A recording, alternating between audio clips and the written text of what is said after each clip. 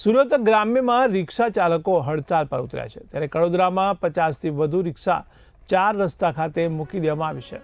ત્યારે ભાવ વધારાને કારણે હડતાલ શરૂ થઈ છે। જોકે શાંતિપૂર્ણ હડતાલ ચાલતા અન્ય રિક્ષાઓ થોભાવી હડતાલમાં જોડાયા હતા।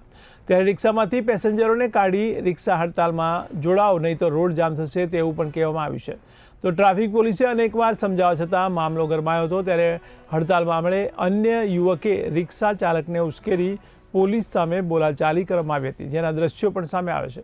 ત્યારે સીએનજી ભાવ વધારાના કારણે રિક્ષા ચાલકોમાં ભારે રોષ જોવા મળ્યો છે। ત્યારે સાથે જ રિક્ષા ચાલકોનો આક્ષેપ છે કે પોલીસ દરરોજ 30થી વધુ રિક્ષાઓ વગર કામની જમા કરે છે। ત્યારે કડોદરા પોલીસે હાલ તો સમગ્ર હડતાલ કરનાર રિક્ષા ચાલકોને શાંતિપૂર્ણ સમજાવી હટાવ્યા હતા અને મામલો થાળે પાડ્યો છે।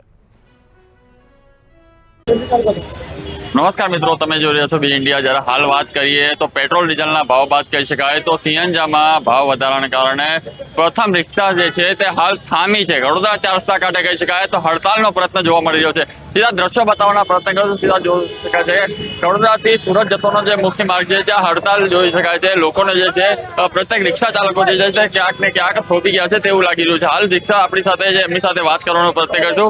રિક્ષા હડતાલ છે, ભાવ વધારો છે, શું મોંઘવાઈ છે? भाई देखो, पहले जब गैस का भाव कम था तो हम तो 20 रुपए में 30 रुपए में जाते थे। अभी गैस का भी भाव बढ़ गया है। पुलिस हमको तकलीफ देता है, इधर गाड़ी लगाने को तकलीफ देता है, फिर भी हम एडजस्ट करते। हम लोग तो गरीब आदमी है, गाड़ी का हफ्ता भरना है, सब करना है। तो पहले कितना भाव था? पहले तो 20 रुपए में लेके जाते थे यार पार्टियाँ। पहले सीएनजी का भाव कितना? सीएनजी अभी बढ़ा ना यार, 80 रुपये भाव था, अभी 84-85 हो गया, 4-5 रुपये बढ़ गए। मांगे सरकार सरकार से मांगे कि गैस का भाव कम करो, या नहीं कम करना तो हमारे भाड़े का भाव बढ़ा। अब मजदूर भी पहले 400-500 में काम करता था, अभी मजदूर की दिहाड़ी 700-800 हो गई। ये अन्य लोगों से एमनी સાથે પણ વાત કરવાનો પ્રયત્ન કરશું। જી, આપનું નામ? વિજય સુભાષ વાનખેડે। સુભાષભાઈ, પહેલા સીએનજી નો ભાવ કેટલો હતો, હવે કેટલો છે? 80 રૂપિયા પહેલા હતો, 79-80, હવે 84-85 જેવા થઈ ગયેલા છે। અમે લોકોને અહીંયા ગાડી લગાવવા જગ્યા નથી। કડોદરા વિસ્તારમાં પોલીસ વાળા રોજે રોજ અમારી 30 ગાડી ઉચકીને લઈ જાય છે। જે પ્રમાણે વાત કરી, ક્યાંક ને ક્યાંક પોલીસ પણ આરોપ લાગી રહ્યો છે, કારણ કે પોલીસ વાળા પણ ગાડી લઈ જાય તેવું પણ રિક્ષા ચાલકોનું કહેવું છે। અને જે પ્રમાણે હડતાલ થઈ છે, પૂરા સુરત જિલ્લાની અંદર રિક્ષાઓ થામી ગઈ છે, પેસેન્જરોને છે તે મુશ્કેલી વેઠવી રહી છે। હવે જોવું રહ્યું કે સરકાર આ લોકોની માંગ ખરેખર પૂરી થશે કે આ 4 રૂપિયા જે પ્રમાણે મોટા 4 રૂપિયા જે વધ્યા છે તે ક્યાંક ને ક્યાંક અસર થશે।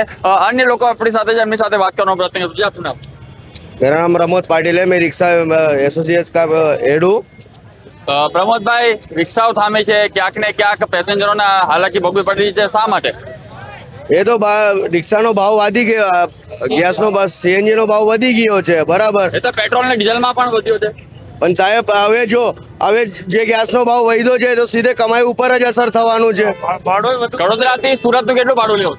કડોદરાથી સુરતનો હમણાં 30 રૂપિયા ચાલે છે, પણ અમારી ગુંજાઈશ એ જ છે કે 40 રૂપિયા થવું જોઈએ। હા, જે પ્રમાણે વાત કરી કે 10 રૂપિયા પ્રત્યેક પેસેન્જર પર વધવા જોઈએ, તો ક્યાંક ને ક્યાંક પેસેન્જરો સીધા દ્રશ્યો જોઈ શકાય, રોડો પર ફેરવાય છે। અને ક્યાંક ને ક્યાંક કડોદરા ટ્રાફિક પોલીસ પણ આરોપ લગાવવામાં આવી રહ્યો છે, કારણ કે એ લોકોનું કહેવું છે કે આ રિક્ષા જે છે તે દરરોજ એ લોકો 20 થી 30 રિક્ષા જમા કરે છે। એ લોકોને પાર્કિંગની સુવિધા ક્યાંક ને ક્યાંક નબળી પડતી હોય તેવું પણ લાગી રહ્યું છે।